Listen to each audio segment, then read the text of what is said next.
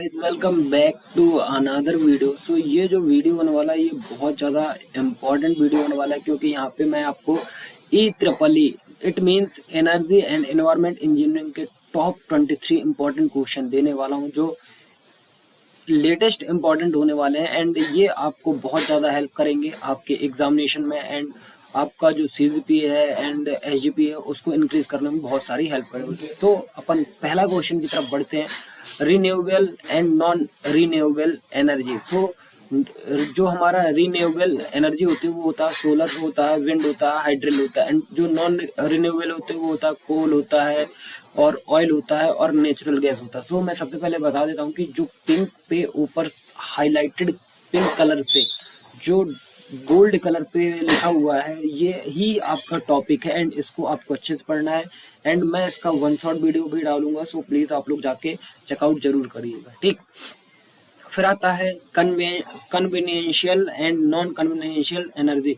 जो conventional energy होता है ये like traditional like coal and non conventional मतलब solar tidal ETC। I hope इतना क्लियर होगा। फिर फॉसल फॉयल, फॉसल फ्यूल जो होता है ये होता है coal, petroleum, natural gas and etcetera and ये मेजर सोर्स बट पॉल्यूटिंग, ठीक। आई होप ये क्लियर हो गया होगा। तो 3 टॉपिक हो चुके हैं। Next topic is sustainable development. It meets needs without harming features. ये सस्टेनेबल जो डेवलपमेंट है ये भी बहुत ज़्यादा इंपॉर्टेंट है आपके एग्जाम पॉइंट ऑफ व्यू से, ठीक है।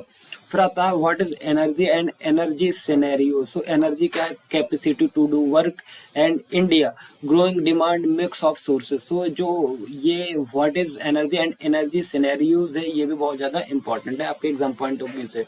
फिर आता है ecosystem and function.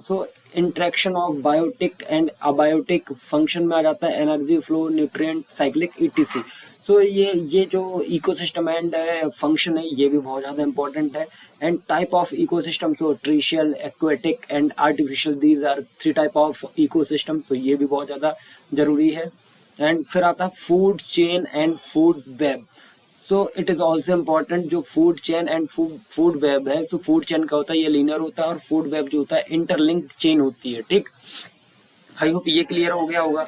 And next है इकोलॉजिकल पिरामिड। इकोलॉजिकल पिरामिड का होता है pyramid of numbers and biomass and energy. ये इकोलॉजिकल पिरामिड में ये सब चीजें पढ़नी है, ठीक है।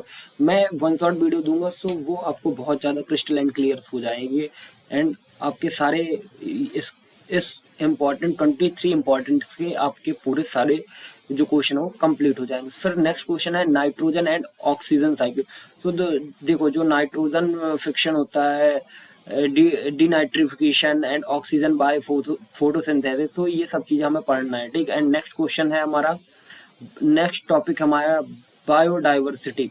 बायोडाइवर्सिटी पढ़ना आपको, ये वैरायटी ऑफ लाइफ फॉर्म बताएगा आपको, genetic species and ecosystem diversity. ये सारी चीजें होती हैं बायोडाइवर्सिटी, ठीक है।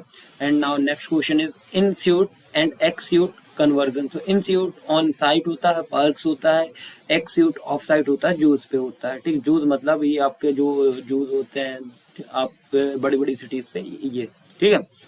And water pollution and sources. ये आता है domestic industrial waste affect health and ecosystem. ये सब चीज में आता है। देखो वाटर पॉल्यूशन एंड सोर्सेज भी बहुत ज्यादा इंपॉर्टेंट है आपके एग्जाम से। And next is decibel scale. Measure sound intensity above 80 dB harmful.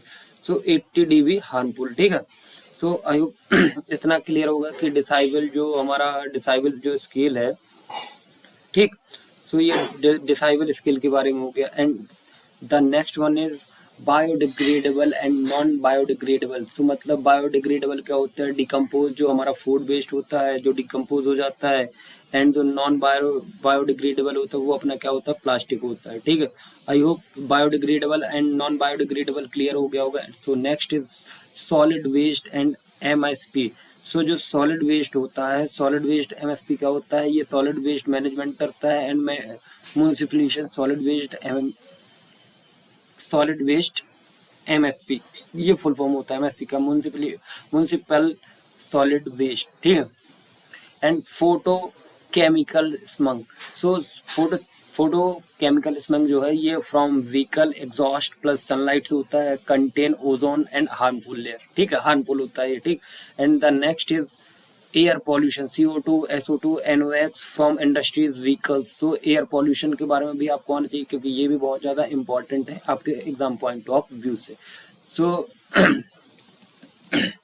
Air pollution हो गया। And ozone layer depletion. So जो ओजोन लेयर डेप्लीशन है, सो ये CFCs कॉज होल्स होते हैं, UV increase skin care. So ozone layer भी बहुत ज़्यादा जरूरी है। Rain water harvesting, so collecting rain for use and save water. So ये इट इज़ ऑल्सो इम्पॉर्टेंट है। एंड फिर आता urbanization and energy problem, so more demand, pollution, conjunction etcetera, ठीक है। So urbanization and energy problems, ये topic भी पढ़ना आपको। फिर EPA and EIA। So EPA it means environment जो है एनवायरमेंट प्रोटेक्शन एक्ट होता है, और EIA it means impact assessment before project. So ये दोनों आपको पढ़ लेने हैं।